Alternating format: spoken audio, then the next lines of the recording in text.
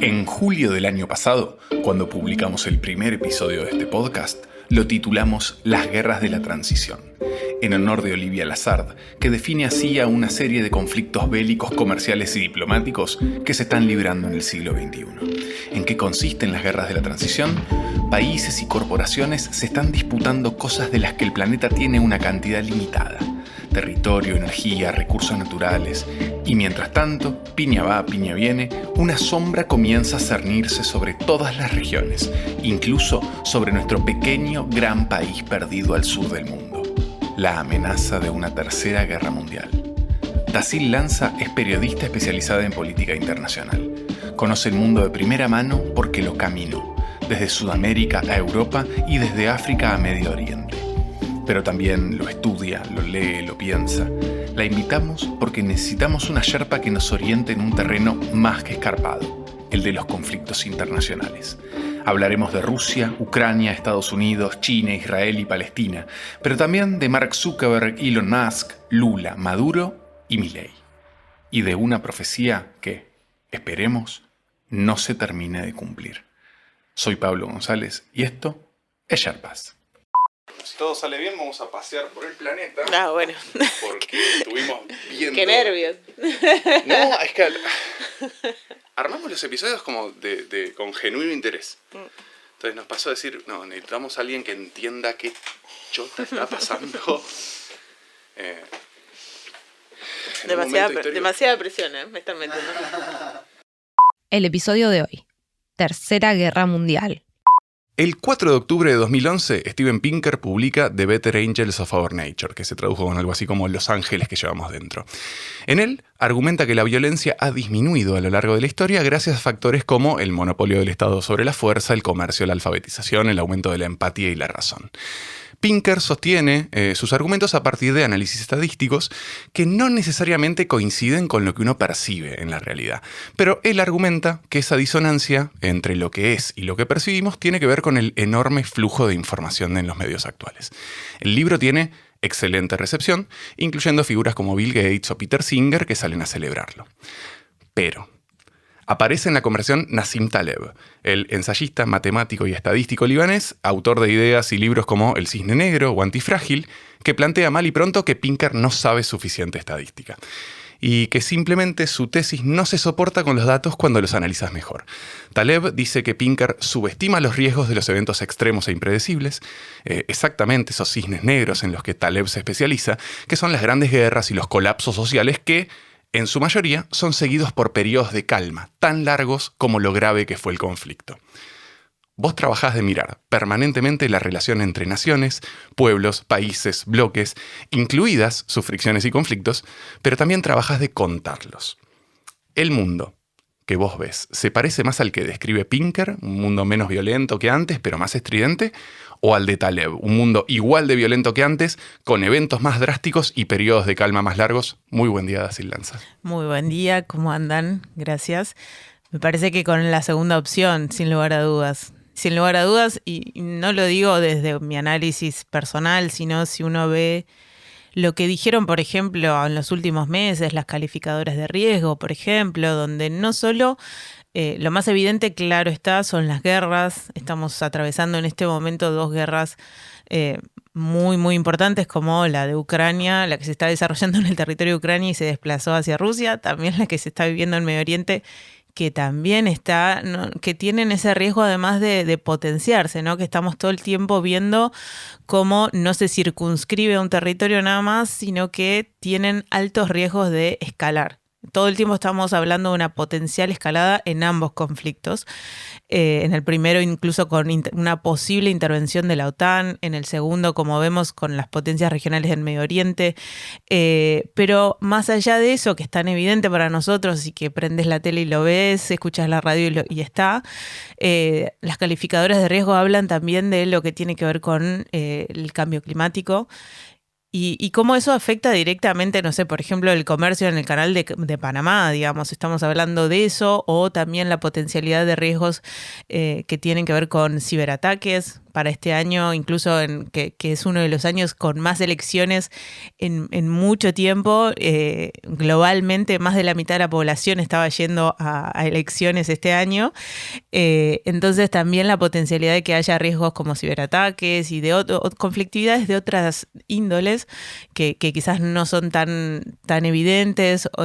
Y entonces vemos que el mundo se parece más a la segunda opción que mencionabas. Ok, buenas noticias, ¿no? Buenas noticias. No va a ser optimista mi análisis. No, episodio intenso. Era marzo o abril cuando planificábamos la temporada y decidimos que este tema era importante y que teníamos mucha ganas de hablarlo con vos. Y estamos grabando en septiembre. Ahora, en el medio pasaron las siguientes cosas. Trataron de matar a Trump y le erraron por absolutamente nada. Ucrania pasa a la contraofensiva, como dijiste, ocupa territorio ruso. Eso es absolutamente nuevo. Hay elecciones en Venezuela. Maduro no entrega ningún acta, pero adelanta la Navidad. Se baja Biden, se sube Kamala Harris. Elon se pelea con Lula y con la Corte Suprema de Brasil. La Corte lo aprieta no con Twitter, sino con Starlink. Twitter se va de Brasil y al poco tiempo vuelve a Brasil y paga una multa. Níger le retira el permiso de explotación de uranio a Orano, la empresa francesa que lo explota, una de las más grandes del mundo. En Francia gana una izquierda recontra agitadora, pero Macron se da vuelta para negociar con el centro y con la derecha y evita que la izquierda que trajo los votos forme gobierno. Israel ataca a Hezbollah usando primero Vipers y después haciendo explotar walkie-talkies. Y anoche tuve que ponerme a escribir esto porque Milei en la ONU se baja del pacto de futuro, que dice que es socialista, y anuncia que Argentina abandona su política histórica de neutralidad para, entre comillas, estar a la vanguardia de la defensa de la libertad. Lo que más nos preguntamos es cómo haces para mirar más allá del ruido de la diaria y tratar de entender lo que está pasando no como novedades, sino como un proceso. Es que son dos procesos en simultáneos, ¿no? Vos tenés que estar siguiendo con un ojo, mirando las noticias, lo que se conoce como noticias, o sea, qué pasa la información caliente, pero por otro lado vas todo el tiempo a la literatura a buscar explicaciones, contextos, background y demás, porque justamente podés cometer riesgos muy grandes analizando nada más la coyuntura. Entonces, nombraste un montón de procesos, por ejemplo, y decías lo de Trump, el atentado, el intento de atentado. Ya hubo un segundo intento de atentado hace 2 semanas, y eso, por ejemplo, tenés que estar siguiéndolo el día a día. Bueno, pero después tenés que mirar, bueno, qué pasó en el pasado. Sabemos desde la cuestión de que hay una tradición de intentar matar a presidentes en Estados Unidos hasta, bueno, tener que analizar cómo está la cuestión de la tenencia de armas. Entonces, todo el tiempo tenés que estar poniendo en contexto procesos que van sucediendo en caliente. Lo mismo con lo que está pasando en la guerra en Medio Oriente. Bueno, esto no nace de un repollo, no nace del 7 de octubre. Bueno, ¿de dónde vienen estos grupos? Lo mismo con Líbano. No es la primera vez que entran en guerra. Son 2 países, bueno, principalmente Hezbollah no es un país, pero digo, Israel ha tenido 2 guerras antes con el Líbano. Entonces, todo el tiempo tenés que estar poniendo en contexto, porque si solamente mirás lo que pasa en el día a día, bueno, podés perderte explicaciones mayores, análisis mayores que todo el tiempo tenés que estar haciendo, ¿no? La buena noticia es que vamos a entrar un poco en cada uno de esos conflictos, pero bueno, me pregunto cómo pensás el proceso general. Vos decías, voy a la literatura y trato de ordenarme. Me pregunto si tenés un decantado de estoy mirando el momento histórico actual desde acá porque me sirve. ¿Esto se parece a qué? Bueno, en realidad creo que estamos atravesando un momento de transición. ¿En qué sentido? De que el orden que conocíamos hasta este momento, donde bueno, había una clara hegemonía de Estados Unidos, todo el orden que se forma después de la Segunda Guerra Mundial, bueno, la transición esa de poder entre Reino Unido y demás, con una clara prominencia de Estados Unidos, que obviamente se termina de consolidar después de la Guerra Fría, ¿no? O sea, con la caída del muro, con la caída de la Unión Soviética, y surge esta potencia que es Estados Unidos, dominando gran parte del planeta, pero no todo. Y ahí viene una cuestión muy importante, pero no solo Estados Unidos, digo, las instituciones que se formaron desde la ONU, todo lo que, el Fondo Monetario, el Banco Mundial, todo ese orden que se creó, toda esa estructura internacional que se creó, bueno, está siendo cada vez más puesta en cuestión a partir de surgimiento de otros actores que vienen principalmente de Oriente y obviamente que tengo que hablar de China, de la transición que se da con China, y me interesa leer a varios analistas que dicen, bueno, hay un relativo declive de Estados Unidos. Estados Unidos no declinó, no es una potencia que haya caído, pero sí se ven visos, digamos, de cómo se va deteriorando esa hegemonía. Y por otro lado se ve una potencia emergente que surge, digamos, con un ímpetu que no veíamos hace mucho tiempo y que es China y que cada vez disputa más ese poder. Igualmente hay que entender que en este momento parece que no hay, como dicen, por ejemplo, algunos analistas, incluso latinoamericanos como Tocatlián, Mónica Hirt y demás, no hay un actor hegemónico, o sea, un actor hegemónico. Hay varios actores hegemónicos en este momento. ¿Eso quiere decir que vamos a una orden multipolar? No lo sabemos. Sabemos que estamos en una transición y sabemos que eso que nos ayudaba a entender el orden anterior, bueno, quizás esos conceptos ya no nos sirven tanto. Bueno, hablábamos cuando entraste de esto de tener los vectores ordenados. Vos decías hay múltiples actores con ese agnosticismo, ¿no? Sí. Hay múltiples actores disputándose una hegemonía. Hablábamos antes, fíjate, vos empezamos la conversación y trajiste la tecnología muy rápido a la conversación. Yo tratando de ponerme en clima lo escuchaba a Ian Bremmer decir que él piensa las hegemonías del futuro desdobladas, no solamente los países, sino la pregunta de quién va a tener una hegemonía militar, quién va a tener una hegemonía económica y quién va a tener una hegemonía tecnológica. Claro. Entonces, aparece eso. Yo me quedé pensando en lo que decías. No es justo decir que Estados Unidos sea una potencia descascarándose en este momento, o sí, vos lo definías como en relativo declive. Pero ¿quiénes están ganando ante ese declive? ¿Vos pensás en potencias tecnológicas? ¿Pensás en países? ¿Cómo lo pensás? A ver, digo relativo declive y quiero profundizar ahí porque lo que estamos viendo es una disputa, decía, entre dos potencias que están muy imbricadas. O sea, que están viendo cómo redefinen su relación, pese a que están muy imbricadas. O sea, la relación que hay entre China y Estados Unidos es muy profunda, también la de Europa. Y estamos hablando de que en un momento, en la globalización, digamos, las empresas se relocalizaron en Oriente, donde buscaban básicamente la cuestión de dónde había mano de obra más barata, dónde había mejores condiciones para que sea la rentabilidad aún mayor. Bueno, a partir de este momento de conflictividad alta, de suspicacias, de rivalidades tan grandes a nivel internacional, vemos una relocalización, o sea, esas industrias son, digamos, se vuelven más cerca de los países de origen. O sea, ya la desconfianza que tiene, por ejemplo, Estados Unidos respecto a China hace que, bueno, traigamos las fábricas para México, que nos queda más cerca y que le tenemos más confianza. Entonces, no me parece que los estados estén renunciando también a esa batalla, digamos, tecnológica, sino que tienen cada vez más incidencia. Incluso estamos hablando también de financiamiento, de subsidios, de una lucha de subsidios también de parte de los estados.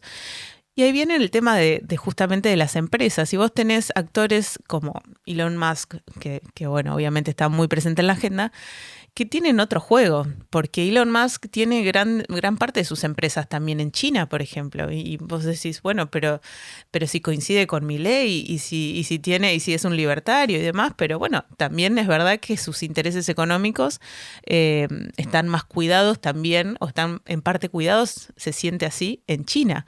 Entonces, tienen otros juegos y también la cuestión de Elon Musk me parece muy relevante en el caso de lo que pasó en Brasil, porque ahí es donde vos ves realmente cómo un actor que viene del mundo privado y demás decide tener sus propias reglas, ¿no? La delimitación territorial no es un factor condicionante para su accionar, sino que más bien, bueno, si ellos consideran que quieren seguir operando en Brasil, por más que la justicia dice que no puede operar si no tiene un representante allí, si no colabora con la justicia, si no se ajustan a las reglas de ese país, bueno, igualmente él decide burlar absolutamente todos los controles de ese territorio. Entonces vemos cómo se están trazando nuevas reglas de juego, pero que no estaban escritas, digamos, sino que van corriendo al margen permanentemente. Claro, yo me quedé con esto de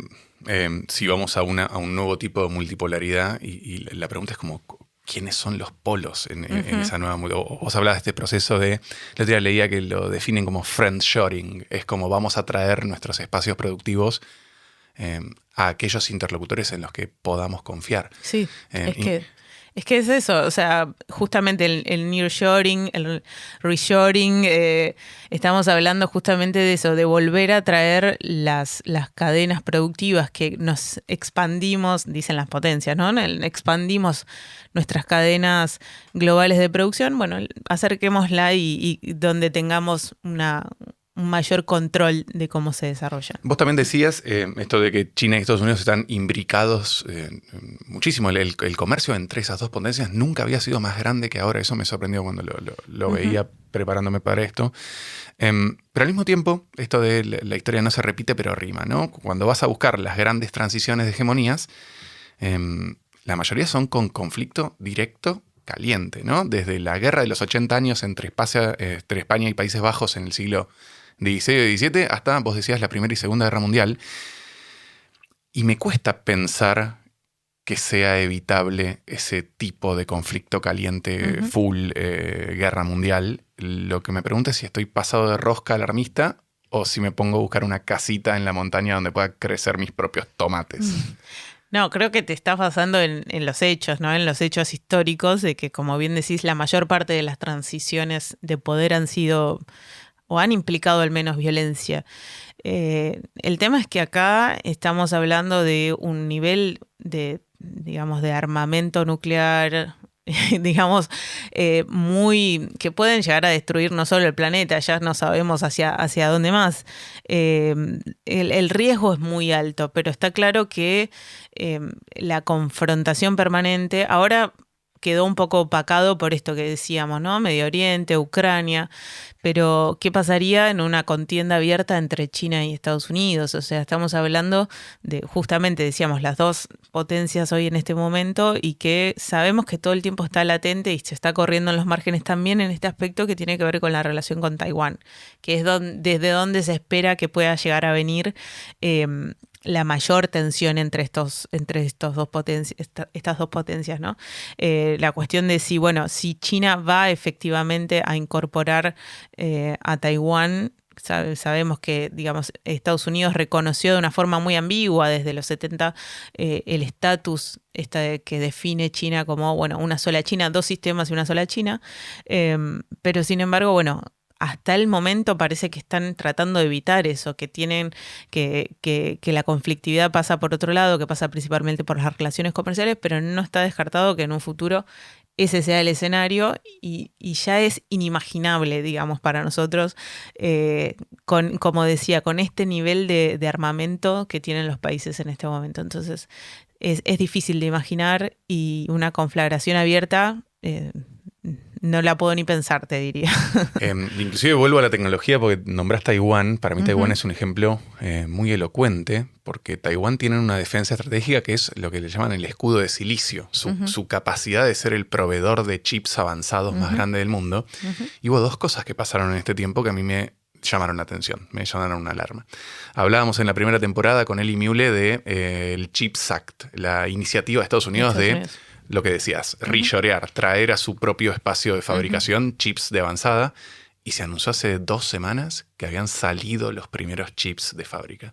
Y por otro lado, China también, el mainland, como de China continental, avanzó también en la fabricación de ese tipo de avanzada tecnológica.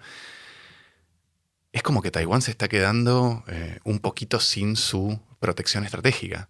Somos los que le vamos a dar inteligencia artificial al mundo.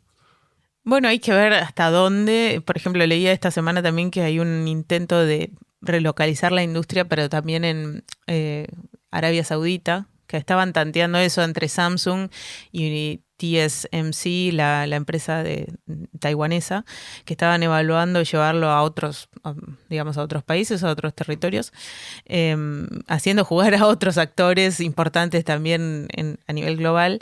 Pero hay que ver también porque son industrias que, bueno, lo sabrán mejor ustedes justamente, que están muy, muy familiarizados, ¿no?, con la tecnología, pero esta cosa de que son industrias que llevan un largo plazo, un proceso muy grande, que no es fácil relocalizar, no sé, una cosa es relocalizar una planta de fabricación una automotriz, y otra cosa es una fabricación de chips, y también estar todo el tiempo, es una carrera constante, obviamente una evolución constante. Ha jugado también ahí la cuestión del robo de información, el supuesto robo de información y todo ese entramado, parece, de espías y demás, pero que bueno, también es verdad que gran parte de los cuadros en China se han formado en Estados Unidos, entonces se han desarrollado en empresas en Estados Unidos o en empresas de Estados Unidos en otros países.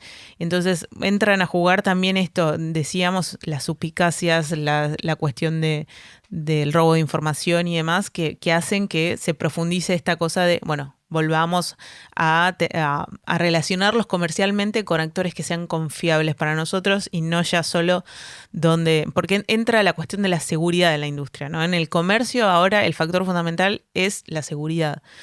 Vos nombraste ahí la ley que saca Biden en relación a los chips, pero también hay la que tiene que ver con la inflación, ¿no? La IRA, para combatir la inflación, y son todos estos políticas cada vez más proteccionistas, si se quieren. Y Biden ha profundizado esa cosa de Donald Trump de Make America Great Again. Bueno, en realidad lo lanza Donald Trump, pero Biden profundiza eso porque es justamente el factor fundamental, del comercio pasa a ser la cuestión de la seguridad. Sí, y ahí va con como los tres movimientos: el Inflation Reduction Act, el CHIPS Act para tecnología digital, y bioeconomía, para asegurarse como esta nueva generación de transformaciones materiales. Ahora, hablamos de todo esto y nos ponemos a revisar como la historia de qué estaba haciendo Argentina en todas estas grandes transiciones civilizatorias, y voy a volver a esto de anoche tuvimos que ajustar las preguntas de hoy, porque evidentemente nuestra postura histórica de neutralidad, distancia, priorización nacional y multipolaridad no la vamos a mantener. ¿Qué lees vos de que hayamos tomado una posición pública en Naciones Unidas diciendo nos vamos a alejar de la neutralidad histórica y vamos a ser parte de la avanzada de la libertad?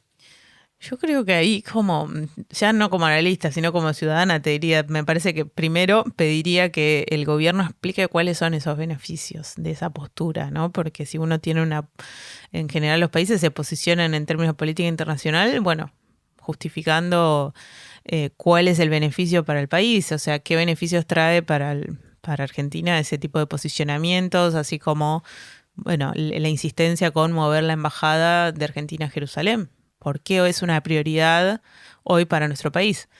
Y en ese sentido, haciendo doble clic, por ejemplo, el embajador argentino en Israel estuvo de gira con el presidente en Estados Unidos, y vos decís, bueno, pero no había argentinos en este momento en un conflicto tan caliente como el que está pasando en Medio Oriente que requirieran algún tipo de asistencia y que el embajador esté ahí. Bueno, evidentemente están haciendo jugar factores ideológicos y no necesariamente, digamos, beneficios concretos para el país en términos de las necesidades urgentes que está atravesando la Argentina. Me parece que es llamativo. También es verdad que si uno ve un caso más reciente como el de Bolsonaro, donde tuvo una actitud muy ideológica en lo discursivo, incluso en sus acciones, ¿no? Pero también es verdad que después terminó dominando el pragmatismo, porque sabía Bolsonaro que China seguía siendo el principal socio comercial de Brasil, que no era Estados Unidos, por más que él proponía un alineamiento con Estados Unidos y también con Israel. También es verdad que no termina moviendo la embajada brasileña a Jerusalén. Entonces, después hay que ver si esto termina de concretarse o cómo se operacionaliza, digamos, en la realidad este tipo de discursos, ¿no? Es verdad que también Milei, por ejemplo, ha llevado al extremo algunas acciones como la cuestión de, bueno, en votaciones respecto al rol de la mujer en foros internacionales, al final terminamos votando con países como Irán, por ejemplo. Entonces, eso después se operacionaliza, como decía, en políticas o en posicionamientos internacionales concretos, pero por ahora es bastante prematuro y no sabemos hacia dónde va a derivar este tipo de posicionamientos, ¿no? Yo me quedé con esta distancia entre lo ideológico y lo pragmático. Uh-huh. Vamos a hablar de recursos naturales bastante, pero lo que me pregunto es, como que da la sensación de que este juego de alianzas, no alianzas con los demás, tenemos un tic-tac, y es que nosotros tenemos un Atlántico Sur con disposición de agua, de recursos naturales, con una tierra que es muy generosa en recursos naturales. Me pregunto si es sostenible tener un país tan rico en recursos y con una hipótesis de defensa tan frágil al mismo tiempo. ¿Cuál es nuestra hipótesis de defensa en este punto? Y bueno, es una buena pregunta, pero no lo han explicitado directamente. O sea, ¿cuál sería la hipótesis de conflicto para la Argentina? ¿De dónde viene la amenaza? No lo ha clarificado exactamente. Sí, con el tema de la cuestión de lo que llaman el terrorismo, y todo el tiempo escuchas a la ministra de Seguridad hablando de Hezbollah en las fronteras o ese tipo de presencias, pero no en términos de la cuestión de disputar los recursos naturales en Argentina. No ven ningún peligro en la relación con Elon Musk, no ven ningún peligro en la relación con Estados Unidos o incluso con las declaraciones de Laura Richardson del Comando Sur. Parece que no ven el conflicto ahí. ¿Vos lo ves?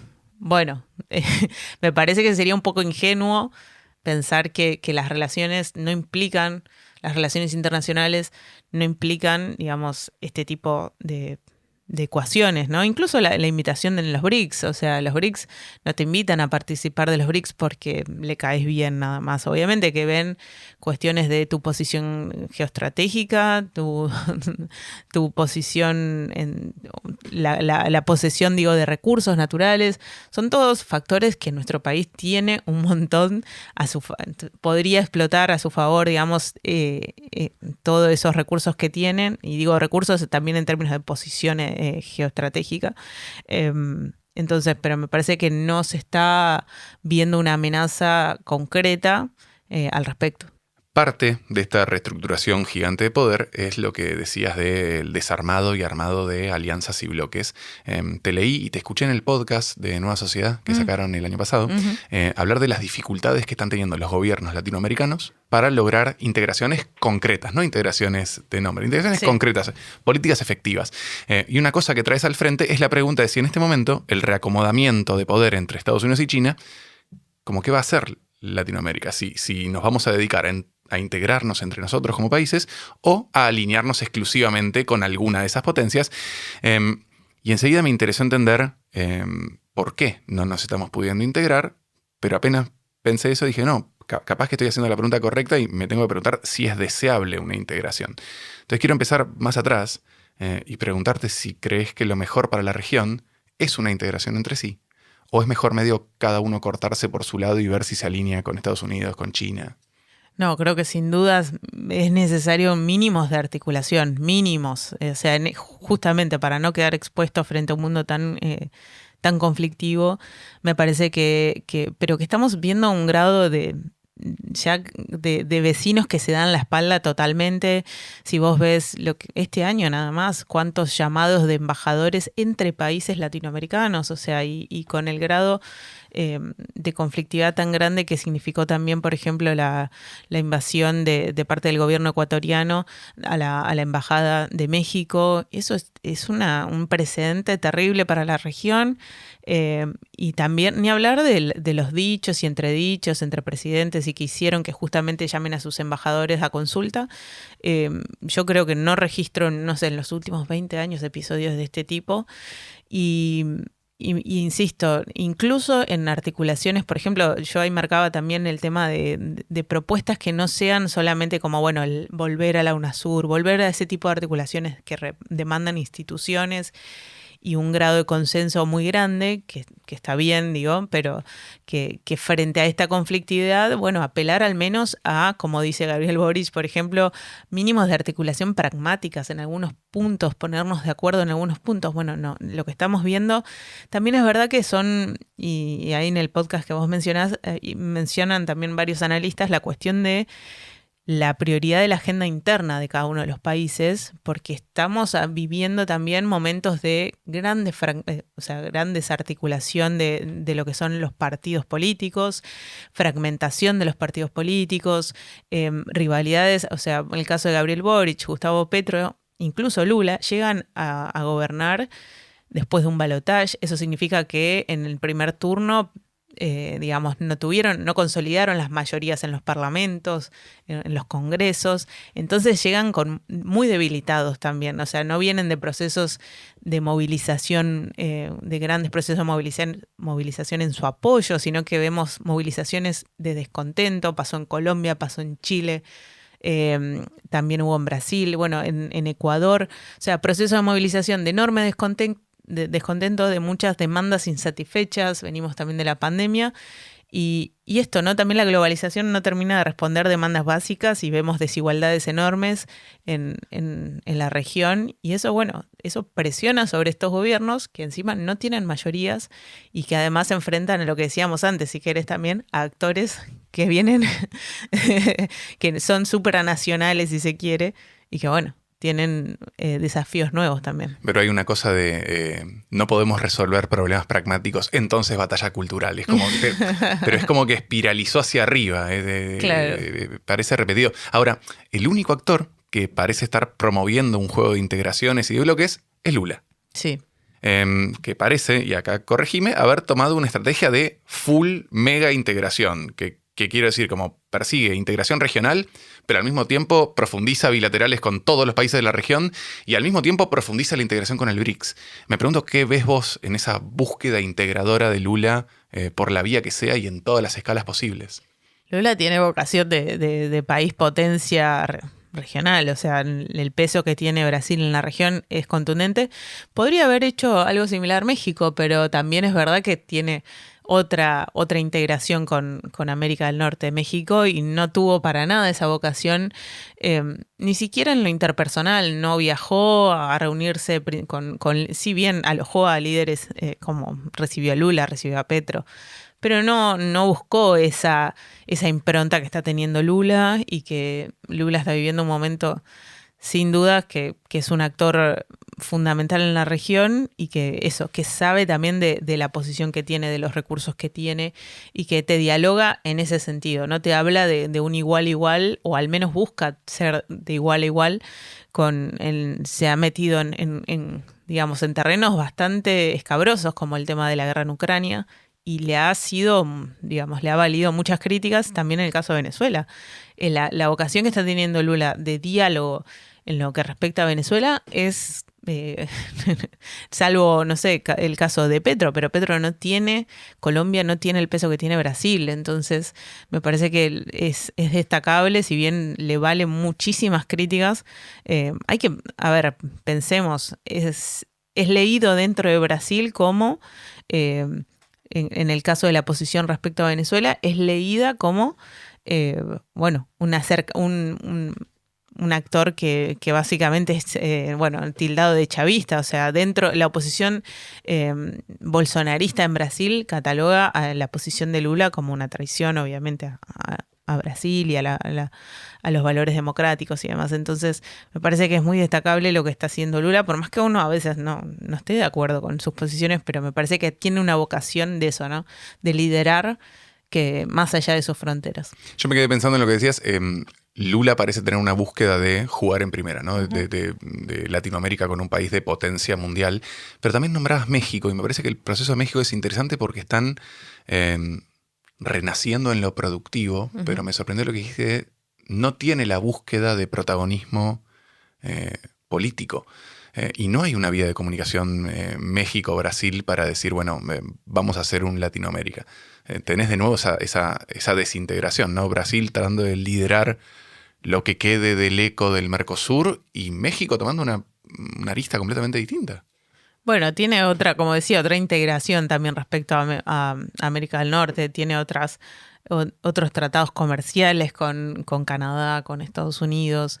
Es enorme la dependencia que tiene con ese, digamos, con esos países y en ese sentido se entiende también que no tenga tantos incentivos para mirar hacia el sur, digamos. Claro, encontró su mejor lugar con Canadá y con Estados Unidos. Y es un poco lo que le toca hoy en día y al menos cómo recibió también el país. Pero nada, es llamativo igualmente que López Obrador no se haya acercado más, incluso desde los gestos, ¿no? Sí ha tenido gestos en términos, decía, como de recibir, pero el que más viajó fue su canciller, Ebrard, que justamente fue al que enviaba en cada acto, en cada cumbre regional, era él, no iba a López Obrador. Entonces, en ese sentido, no sé si fue para buscar, no sé, equidistancia y demás, pese a que se ha comprometido y se ha jugado con el caso de Venezuela, está claro cómo ha jugado López Obrador, pero igualmente sigue siendo llamativo cómo mantuvo esa distancia. Hay algo en Venezuela que me interesa mucho, que es que uno de los desafíos de la época es la migración. Y en Latinoamérica se está generando una migración muy fuerte desde Venezuela hacia Colombia, Perú, Argentina y otros países. De Venezuela salieron ya casi 8 millones de personas. Ahora, Europa y Estados Unidos rechazan rápidamente las olas migratorias que reciben, pero acá y en Brasil, vos decías, hasta ahora las venimos metabolizando distinto. ¿Qué no quiere decir que dure? Y esa es mi pregunta. Si pensás que vamos a seguir así, metabolizando esa inmigración distinto que las potencias que directamente la rechazan, o si sentís que a medida que progresen las olas migratorias vamos a tomar un camino de cada vez más rechazo. Es distinto lo que pasa en Europa porque Europa fue en parte responsable de algunas de esas olas migratorias, ¿no? O sea, desde bombardear el Líbano con el liderazgo de Francia y Estados Unidos hasta, bueno, en lo que fue el caso de Siria y demás, de cómo han intervenido estas potencias. Es distinto a lo que pasa en el caso de Venezuela. En Venezuela es un proceso interno. Y sí, es verdad que lo metabolizamos distinto. Fue curioso también cómo actuaron los gobiernos de derecha en el momento del Grupo de Lima, ¿no? Porque fue un momento en que se hablaba de la inmigración venezolana y se facilitaron muchos de los procesos de la inmigración venezolana. Chile hoy atribuye gran parte de esa inmigración descontrolada y esas facilidades que se le dieron a muchos migrantes venezolanos, como el aumento de la criminalidad, lo asocian a eso. No estoy diciendo que sea así, digo que en el imaginario de los chilenos, digamos, se le atribuye el aumento de la criminalidad a la presencia de mayor inmigración, pero es verdad que fue un proceso que fue facilitado por gobiernos de derecha, que vos decís que son en general los antimigrantes, y hoy vemos a Javier Milei también haciendo que los procesos sean más ágiles, incluso porque cerraron las delegaciones consulares, digamos, de los dos países por esto de que se están peleando Milei y Maduro. Entonces están generando facilidades para el ingreso a nuestro país y que incluso si vos no tenés documentos, y lo que está diciendo el gobierno es que lo están chequeando con otras agencias como Interpol y demás para averiguar si vos tenés antecedentes, entonces te dejan entrar al país. Pero hay que ver si esos trámites realmente son así o si vamos a permitir que entre, digamos, personas que incluso pueden estar escapando, aprovechar esta ola. Para mí tenemos que ser, o sea, somos un país que se ha abierto a la inmigración y que tenemos que seguir haciéndolo. Digo que a veces por estas cuestiones de aprovechar un contexto político y esta rivalidad que está trazando nuestro presidente con respecto a Venezuela, bueno, a ver si no terminan haciendo macanas también en ese aspecto, ¿no? Me impresiona cómo se repite. Fíjate que volvemos una y otra vez a lo ideológico y los sustratos materiales. Te decía cuando empezamos, nos interesa un montón este layer, este nivel de política internacional, pero nos queda lejísimos. Y nos fuimos aproximando a este tema desde el lugar que nos queda más cerca, que son los sustratos materiales. Y a mí me orienta mucho Olivia Lazard, que es especialista en seguridad y diplomacia ecológica, y que se la pasa mirando el conflicto a través de la lente de los recursos naturales por los que competimos. Y ella habla de las guerras de la transición. y enmarca así conflictos como Rusia-Ucrania.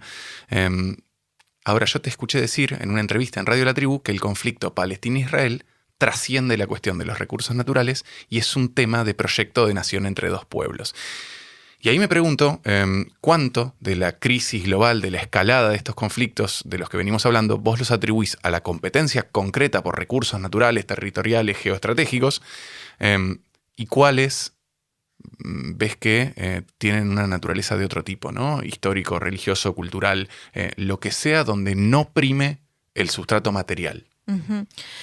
Bueno, en el caso de Medio Oriente para mí es muy claro en términos de Israel y Palestina, ¿no? No de todos los conflictos que hay en Medio Oriente. En el caso de Ucrania y Rusia se mezclan varias cosas, porque ahí vos tenés justamente una disputa de si se está corriendo el margen de la presencia de la OTAN hacia el este, que es el gran argumento de Rusia. No estoy diciendo, insisto, no es justificar lo que dice Rusia, digo qué es lo que dice Rusia para invadir Ucrania. Recordemos, violó la integridad territorial de Ucrania, eso no hay ninguna duda, digo, en su argumento, y lo que hace que dentro de la población rusa también esté tan cohesionada, digo, respecto a este argumento de que, bueno, la OTAN se está arrimando a nuestra frontera. Es como, no sé, cuando pasó lo de la crisis de los misiles con Cuba, ¿no? O sea, ¿qué pasa si te pongo los misiles al lado de tu frontera? Bueno, estoy diciendo que eso amerita el ingreso, la invasión de Rusia a Ucrania en absoluto. No lo digo. Ahora, volviendo a otros conflictos que no tienen que ver netamente con el tema de los recursos naturales, sin duda, o sea, es una disputa por territorio, obviamente, pero también es una disputa por esto, la formación de dos estados. Sabemos que se formó el Estado de Israel, el Estado palestino no se formó. Hay un pueblo que demanda un Estado. Y eso es lo que pasa, es que queda solapado, porque Israel lo que propone hoy en día es un argumento de la lucha contra el terrorismo y otras, haciéndose bastante el tonto, si se quiere, con respecto a la cuestión de que no ha respetado la división territorial, que no ha respetado, sino que al contrario, la ha colonizado cada vez más a la parte territorial que le corresponde a Palestina, y que lamentablemente, digamos, todo hace pensar que eso se va a expandir y que cada vez más dentro de Israel hay un consenso de que es imposible sacar a las colonias de Cisjordania, por ejemplo. Y ahí, bueno, de nuevo, es una disputa que no tiene que ver con una cuestión de recursos naturales y demás. Obviamente que es un recurso natural, es un territorio, pero con otro espíritu, ¿no? La cuestión de tener un Estado, de formar un Estado.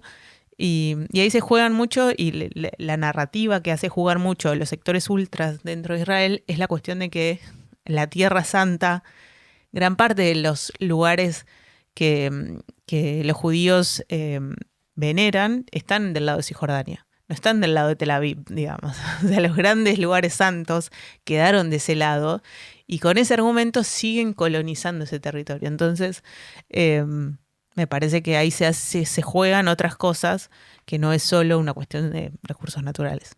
Esos son los tres lugares que vos mirás. Nombramos Taiwán, Rusia, Ucrania y Israel-Palestina. Sí. Esos son tus tres focos. Sí, Israel-Palestina y un poco más, Y un ¿no? poco más. Sí, Irán, obviamente, sí. Pero Sí. en esos tres lugares, ¿vos sentís que se está jugando la época? Sí. Lo que pasa es que también tenés que tener una mirada de qué está pasando en América Latina, obviamente, ¿no? Cómo nos posicionamos en esos conflictos, pero sí, sin duda, creo que la mayor conflictividad viene ahí. Lo bueno es que me gustaría pasar por los tres. Quiero empezar por Rusia y Ucrania porque Sí. vamos de nuevo a este lugar de sustratos materiales. A mí me impresiona que Rusia avanza a toda velocidad en una incursión que a priori iba a durar 2 semanas. Uh-huh. Lleva más de 2 años en desarrollo y no está mostrando señales de terminar. Me pregunto si a vos también te sorprende cómo se está alargando, cómo se está desarrollando el conflicto. Sí, sin dudas. Me parece que fue un error de cálculo muy grande. Pensó que iba a ser otra guerra similar a lo que pasó con Crimea en 2014, que fue mucho más rápida, y que creo que un mes se quedó con la península. Me parece que estamos hablando de otra cuestión. Y también es verdad que venía bastante empantanado hasta que pasó lo que vimos en los últimos 2 meses, que es la avanzada de Ucrania sobre el territorio ruso. O sea, se trasladó la guerra a territorio ruso que es nuevo, es inesperado, es históricamente desde la Segunda Guerra Mundial, digamos. Tenemos que ir hasta la Segunda Guerra Mundial para encontrar un precedente similar a una incursión en territorio ruso. Entonces fue un golpe, fue una sorpresa que cambió un poco lo empantanada que estaba lo que estaba el conflicto. ¿Eso quiere decir que va a durar? ¿Eso quiere decir que no sé, que Ucrania se va a quedar ahí copando ese territorio? La verdad que no. O sea, ningún analista hoy te habla de que la pretensión de Ucrania sea quedarse en ese territorio. Sí que tener una condición más favorable para negociar.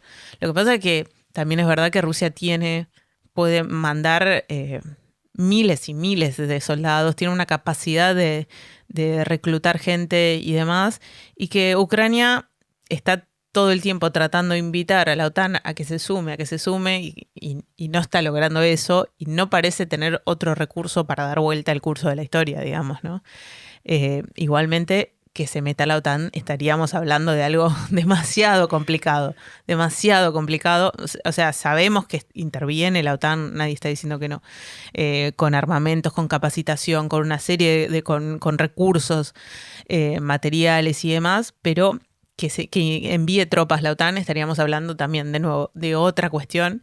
Ayer Zelensky decía que supuestamente Rusia estaba tratando de atacar 3 plantas nucleares ucranianas. De nuevo, está todo el tiempo esa cuestión de que se puede escalar, lo que hablábamos al principio, ¿no? De que son conflictos que no están localizados, o sea, no es Azerbaiyán y Armenia, un conflicto localizado y demás, sino que estamos hablando de algo que puede llegar a escalar digamos, a niveles muy altos y muy rápidamente por un error de cálculos inclusive.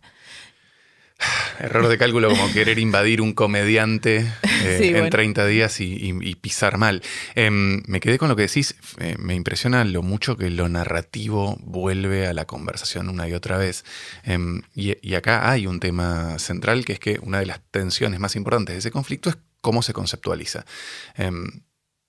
Y creo que las dos opciones son una guerra entre 2 estados o una guerra proxy entre bloques que no pueden admitir que es una guerra proxy porque escalaría rápido. ¿Vos estás viendo en Ucrania-Rusia un conflicto entre 2 países o ya lo pensás como una guerra proxy? A ver, a mí me parece que no se puede soslayar el factor geopolítico, pero el factor geopolítico no explica todo. ¿Por qué? Porque si vos, o sea, yo tuve la suerte de ir a Ucrania y no sé, y ahí vos, cuando hablas con la gente te dice, bueno, pero vos, ¿qué está? O sea, cuando dicen, siéntense a negociar. Bueno, está bien, pero ¿qué están dispuestos a ceder? Le preguntás a un ucraniano. Yo no estoy dispuesto a ceder nada. ¿Por qué voy a ceder parte de mi territorio si me invadieron?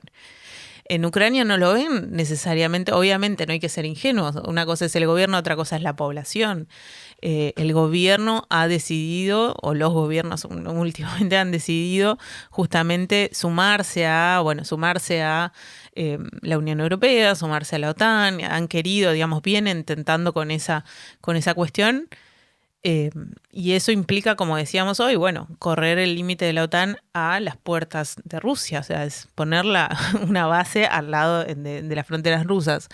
Eso es el factor geopolítico, pero si vos lo analizás desde las personas que viven allí, te dicen, bueno, está bien, pero es mi derecho de decidir con qué actor jugar, es mi derecho también a que no copen mi territorio con argumentos que, bueno, sabemos que los objetivos de Putin no solo tenían que ver con la OTAN, sino los argumentos de que había neonazis y una serie de cuestiones más, pero me parece que hay 2 factores, ¿no? O sea, una cuestión es la geopolítica y otro factor es, bueno, la integridad territorial. ¿Por qué vas a vulnerar mi integridad territorial?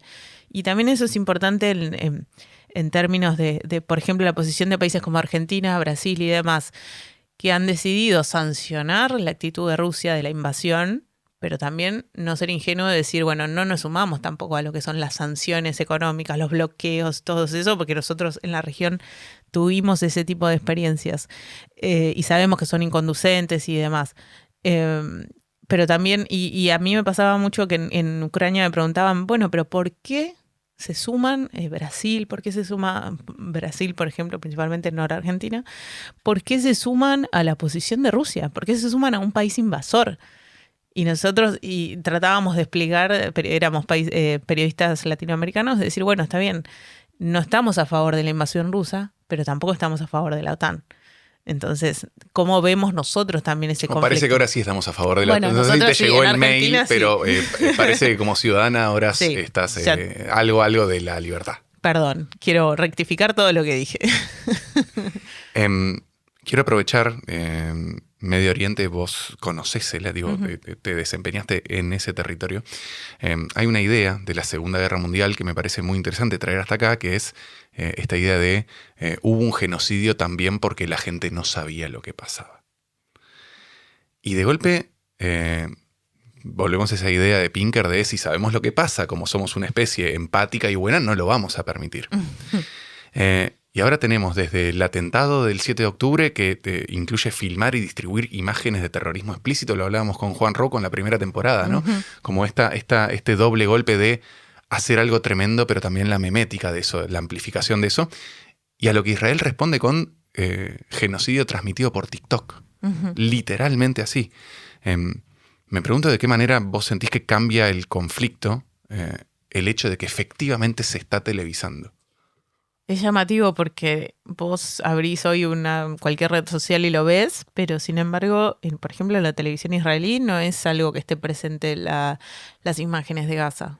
No es así. O sea, la televisión, por más que el tema esté en agenda, no está presente. No es que vos prendés y ves, no sé, los mismos niños bombardeados que vemos nosotros o las mismas casas destruidas. Hay bastante... También una idea de hartazgo y de cansancio de vivir en un país en guerra permanentemente, que ha hecho que muchos ignoren, incluso antes del 7 de octubre, que ignoren, por ejemplo, los territorios, le llaman a Cisjordania.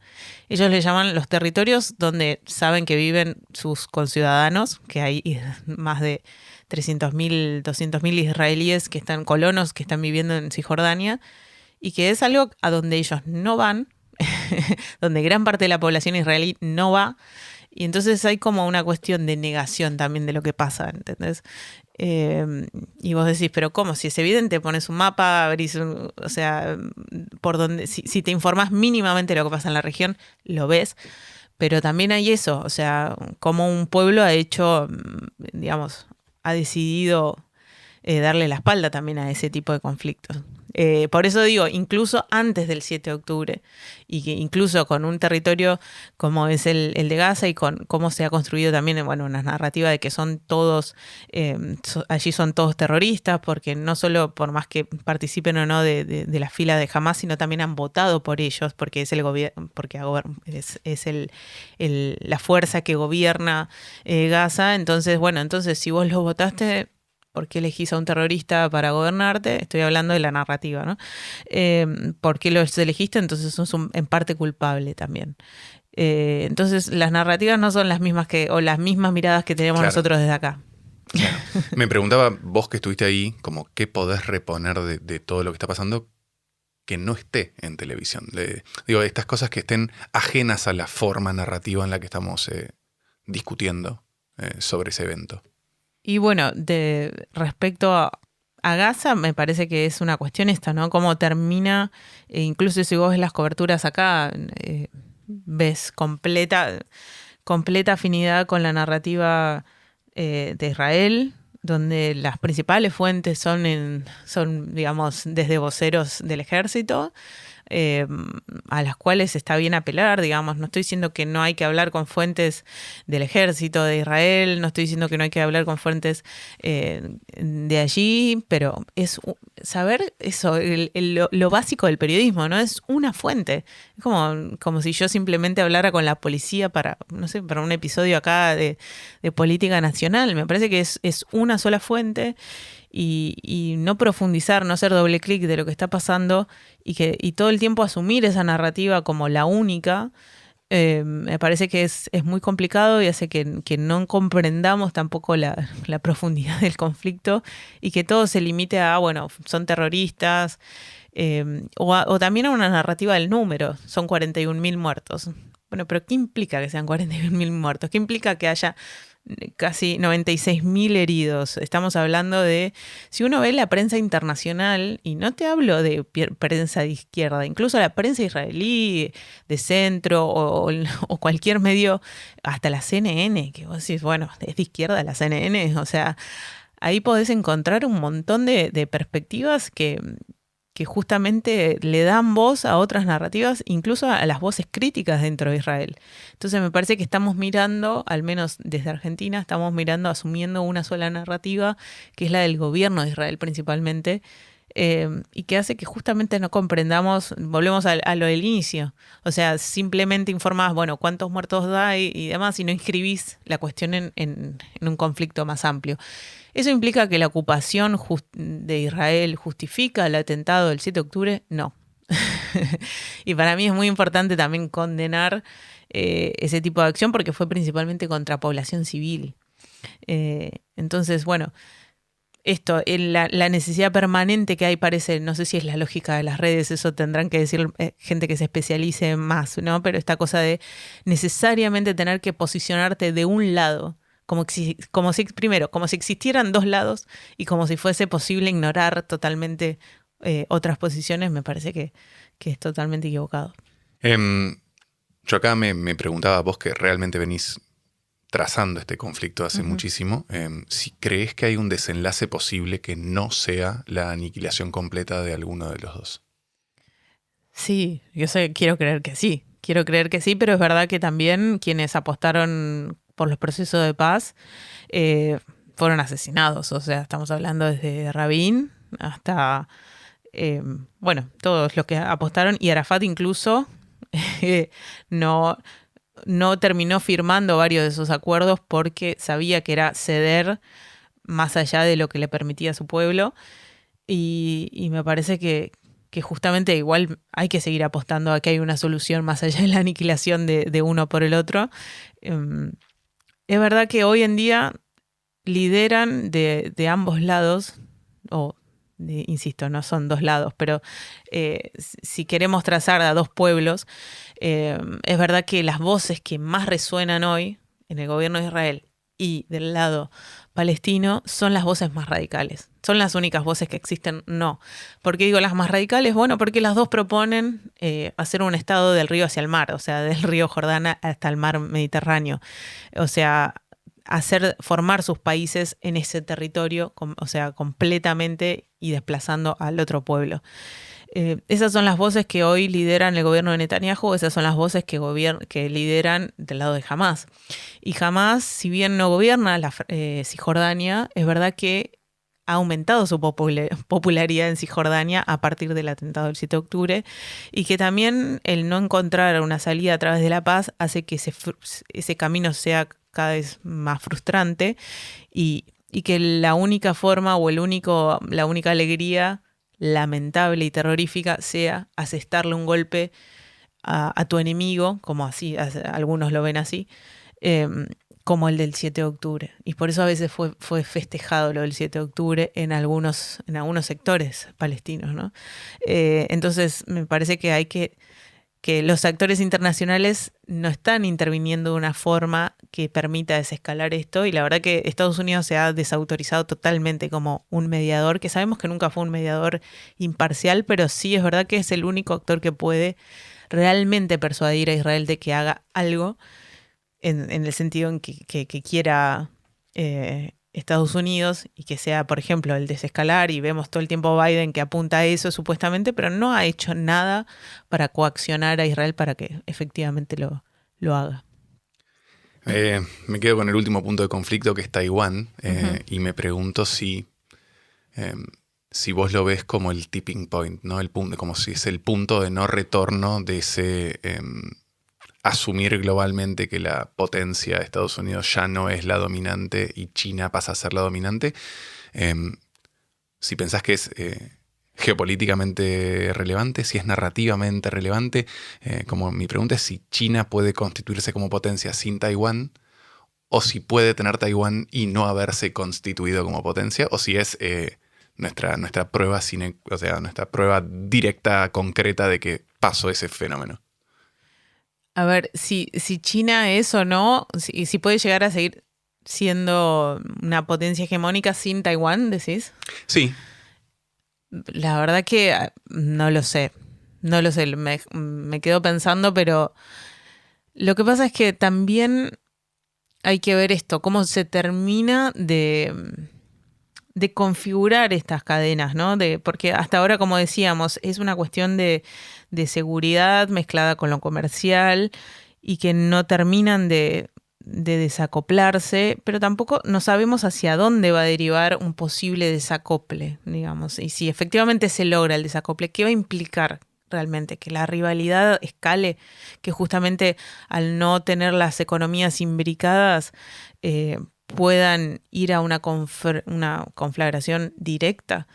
Pero todo el tiempo vemos que va y viene esta narrativa, porque si vos ves lo que pasó, por ejemplo, con la posición europea, acompaña por momentos esa posición de Estados Unidos de desacople, y sin embargo después tenés a Pedro Sánchez yendo a China a decir, bueno, no, hay que profundizar. Olaf Scholz incluso fue a China, y que dicen, bueno, relativicemos un poco esto.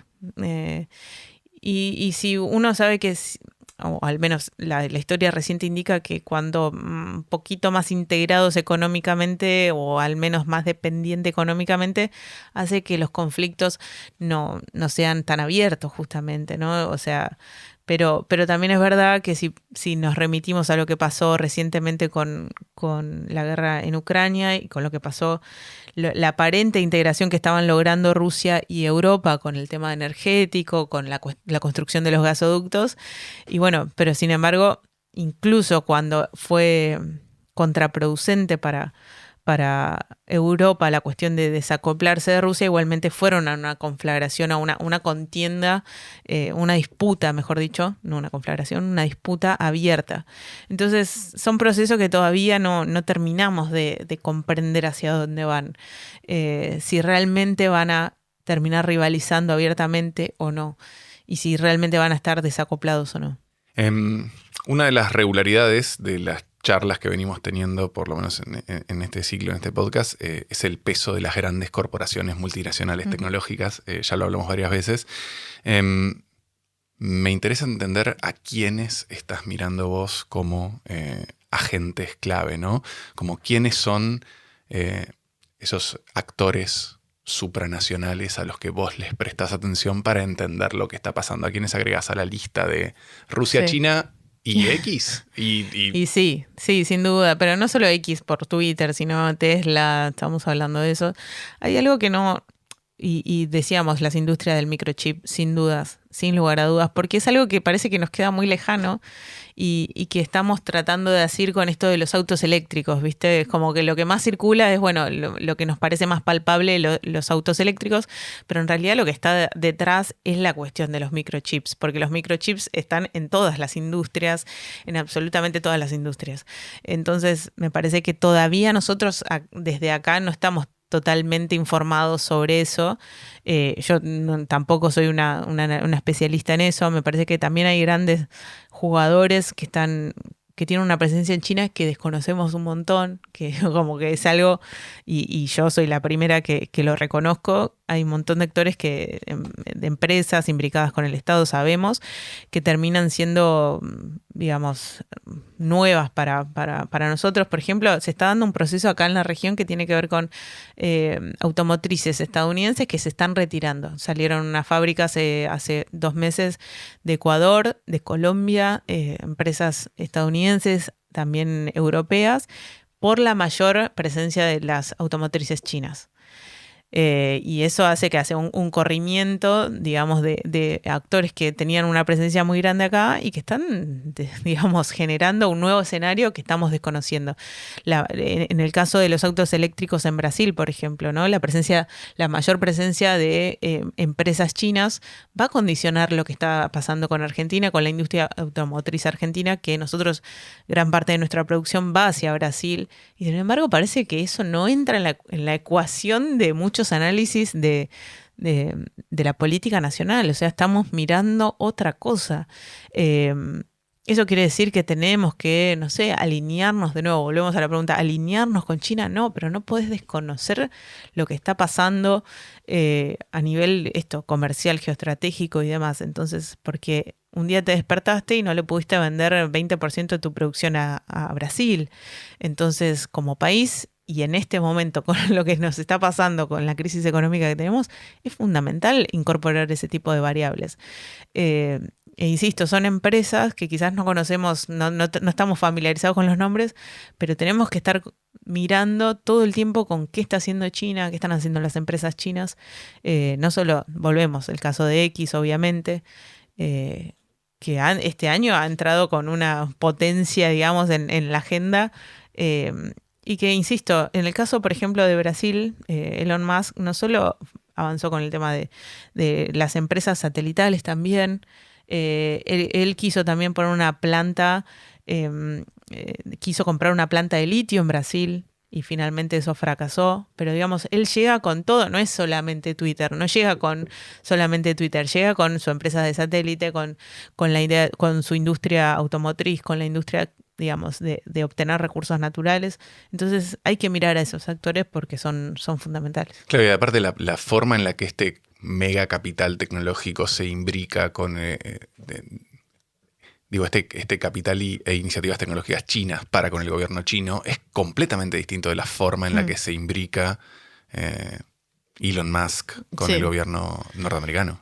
Sí, no hay que ser ingenuos también de que las empresas norteamericanas han crecido a base de financiamiento. Si hay un recibidor de subsidios globales, es Elon Musk, una persona extremadamente exitosa en navegar los subsidios pero también estatales. También Meta, sabemos Zuckerberg también, incluso de nuevo volvemos al caso de Zuckerberg, por ejemplo. Zuckerberg, un actor del mundo privado que recibe enorme financiamiento del Estado de Estados Unidos, que ha colaborado con el Estado de Estados Unidos, pero que también va a China y se forma y ve qué modelos están haciendo o cómo son las empresas chinas desde hace muchos años. O sea, ellos tienen un ojo puesto ahí también por la innovación de China y no son tan dogmáticos. No, y China con una envolvencia, una constancia increíbles. Lo decíamos recién, vos tenés a Elon con Tesla, pero viene BYD, una empresa de la que se habla poquísimo, y saca modelos eléctricos tan buenos y tan baratos que tienen que salir Trump y Biden ambos a decir no vamos a ponerle 100% de tarifas a la entrada de autos chinos porque nos disrumpen del mercado. Son demasiado buenos. Bueno, eso también, volvimos al tema de comercio y seguridad. Esta semana hablaron, justamente Biden dijo esto, por el riesgo que representa que haya autos chinos y rusos, que básicamente lo que hacen, que tienen la capacidad de mapear, de construir un mapa a partir de, no sé, GPS, digamos, tecnología que la verdad que me excede, pero que digo que justamente podrían llegar a hacer un mapeo. No de son lugares, autos, claro, son sistemas de toma de datos. Exacto. Que si bien lo que dijo Biden esta semana no tiene una implicación mañana, pero sí es un plan a largo plazo de, bueno, y es un gesto de desacople también esto, ¿no? Insisto, ya no las cadenas de suministro desperdigadas a donde haya más rentabilidad, sino, bueno, en donde estén mis proveedores confiables. Bueno, y ahí viene, vos dijiste proveedores confiables, no puedo no pensar en el ataque a la cadena de suministro de walkie-talkies y beepers de Israel. Y ahí viene una pregunta que, si la haces hace 2 semanas, era descabellada, que es cómo vamos a dejar entrar autos chinos y mañana pueden apretar un botón y que los autos... Y decís, no, pero sos un conspiranoico. Y es como que alguien hace 2 semanas dijera, imagínate que hacen explotar todos los beepers. Entonces, la línea entre paranoia, ciencia ficción, está muy gris. Bueno, pero sí, vuelvo también a lo que decíamos hoy, las evaluadoras de riesgo de fin del año pasado. Decías, bueno, ya es suficiente con las guerras, además le agregás la cuestión del cambio climático, pero ellos imponían esto de los hackeos y los ataques, los ciberataques. Y pensaba, claro, eso fue en diciembre y mirar la elección de Venezuela. más allá de que no haya ninguna evidencia, pero el argumento del gobierno fuimos hackeados. El argumento que dio Maduro hubo un ciberataque y nosotros por eso no pudimos presentar los resultados desglosados ni las actas. Entonces, bueno, ahí tenés digamos, ese riesgo operando en la realidad del fenómeno de la región más importante del último año. Vos seguiste mucho un par de roces importantes. Uno es el de Telegram, Pavel Durov y Rusia, y el otro es el de X con Brasil. Me pregunto como, más que nada, ¿qué aprendiste vos de esos roces, ¿no? Como qué insight te trajo ver grandes actores, en este caso de comunicación, supranacionales o anacionales, no sé ni cómo definirlos, y cómo se chocan con los países. A mí me impresionó Lula diciendo: Elon Musk tiene que entender que si quiere operar en Brasil, tiene que obedecer la constitución brasilera. Y si la Corte Suprema de Brasil vale para mí, vale también para él. Y me mandó lo de: no es un ciudadano del mundo, es un ciudadano estadounidense. Y al toque sale el Papa a responderle, porque va a seguir escalando, sí. Y dice: sean respetuosos de los países donde funcionan y sean responsables de lo que pasa en las plataformas que controlan. No hay gestos de que avance hacia ese lado, y me parece que tampoco hay grandes reglas. De hecho, en Brasil mismo, o sea, me parece que hay un gran vacío legal que se está evidenciando, y por eso también hay muchos cuestionamientos a lo que está haciendo la Corte. O sea, no es que hay un consenso.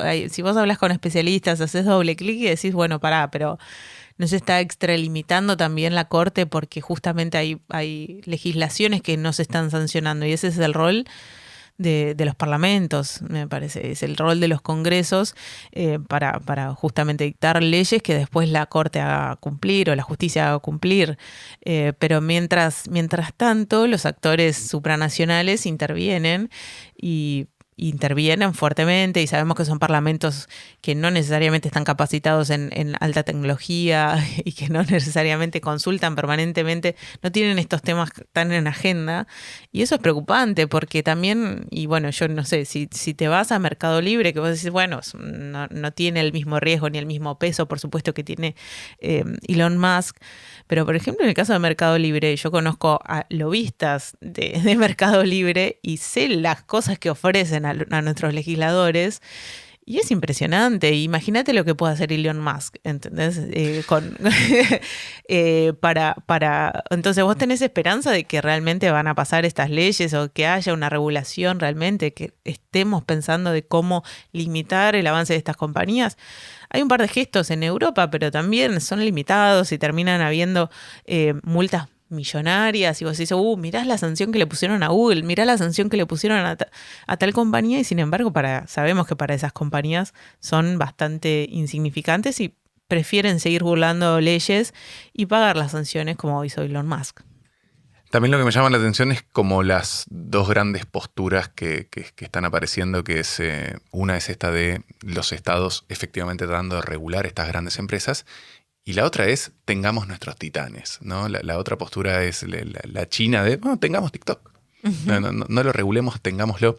Me pregunto cómo ves avanzar esa relación de países que deciden tener sus titanes, países que deciden que el Estado va no a jugar con esos titanes por adentro, ¿no? Sí, bueno, TikTok justamente dice, no, nosotros en este momento están en una batalla en la Corte en Estados Unidos, con la justicia de Estados Unidos, justamente porque dice, no, nosotros no somos una empresa china, nosotros tenemos nuestra jurisdicción en otro lado, nosotros no le vendemos información a China, los chinos, y están justamente tratando de justificar de que el gobierno chino no está informado de justamente toda la información que recaba TikTok. Hay que ver cómo termina eso, ¿no? Pero es verdad que en el caso europeo justamente es un ejemplo de quienes no tienen grandes jugadores en este nivel, pero entonces la única arma que tienen es el tema de las sanciones, pero no es suficiente, está claro. Y esa es una pregunta de qué va a pasar con Europa, que decidió no tener sus titanes propios e inclusive dar de regular sobre los transnacionales. Bueno, en varios temas van a la cola, digamos, van a lo que definen otros actores. Eso está claro. Y justamente, no hacia dónde vamos es una buena pregunta. Me quedé pensando, nadie te conoce mejor que Mercado Pago. Me parece terrible. Tengo una última pregunta. Esta temporada siempre buscamos que los invitados e invitadas nos cuenten cómo creen que va a progresar el mundo en los próximos 10 años, pero siento que la naturaleza misma de esta conversación hace que sea injusto preguntarte a vos eso, prever en un mundo tan cambiante. Entonces la quiero ajustar y más bien preguntarte qué de lo que está pasando hoy, de todo lo que hablamos, desde gigantes tecnológicos hasta conflictos particulares, ¿crees que es lo que vamos a recordar en 10 años como lo determinante para darle forma a ese mundo que seamos en 10? No, sin dudas creo que es la disputa entre China y Estados Unidos, que lo que pase de cómo se vaya desarrollando es lo que va a configurar el mundo que viene. Espero que lo que está sucediendo en Ucrania, porque puede llegar a ser recordado como, bueno, la guerra en Ucrania, o puede ser recordado como la Tercera Guerra Mundial si la OTAN entra a jugar ahí, digamos. O sea, estamos hablando de que, bueno, ojalá que sea la primera opción, de que sea recordado simplemente como la guerra que fue en Ucrania, una más de las tantas y lamentables, obviamente, lo mismo en Gaza, pero la potencialidad de una escala es lo más preocupante, ¿no? Y con la cuestión de las armas nucleares que hablábamos, incluso con la afectación de plantas nucleares, y eso podría ser algo muy, muy lamentable, pero me parece que lo que está definiendo, lo que se está configurando hoy es esto que hablábamos al principio, la reconfiguración de un orden internacional y que pasa principalmente por la disputa entre China y Estados Unidos, y es ahí donde tenemos que mirar. Muchas gracias, Dasil. Gracias a ustedes. Nuestra invitada de hoy fue Dasil Lanza, periodista especializada en política internacional. Trabaja en múltiples medios, tanto nacionales como extranjeros, y es autora del newsletter Mundo Propio, que publica semanalmente Cenital. Sherpas es un podcast del Gato y la Caja. Presiona la campanita para suscribirte y enterarte cada vez que subimos un nuevo episodio. Producción de contenido, Juan Cruz Balián, Pablo González y quien les habla, Rocío Priede. Gestión, Camila Lynch. Diseño de identidad, Belén Caquefugo del Solar, Daniela Filippelli y Juan Manuel Garrido. Grabamos en Music Hub. La edición, técnica y composición es de Ignacio Orbojo. Si quieres más abordajes como este a problemas complejos, puedes conseguir todos los libros de Gato en elgatoylacaja.com/tienda. Hacemos este contenido gratis y libre gracias a bancantes. Sumate a bancar en elgatoylacaja.com/bancar.